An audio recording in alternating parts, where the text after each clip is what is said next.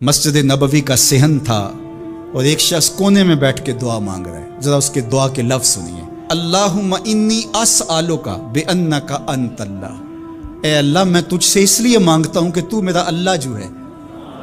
ذرا غور کیجیے. میرے والد گرامی فرماتے تھے کہ بیٹا باپ سے کہے کہ ابا جی میں آپ سے اس لیے مانگ رہا ہوں کہ آپ میرے ابو جو ہیں، تو باپ کو اپنا وجود بیچ کے بھی دینا پڑا تو اس کی ڈیمانڈ پوری کرے گا.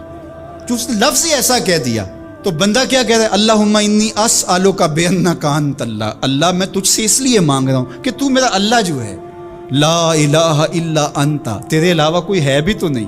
انت الاحد الصمد الذی لم یلد ولم یولد، تو ایک ہی ہے، واحد ہے، اور کوئی ہے ہی نہیں جس در پہ جاؤں، کوئی چوکھٹ نہیں ہے جہاں دامن پساروں. کر رہا ہوں یہ وہ دعا کر رہا تھا کہ میرے حضور نے سن لی.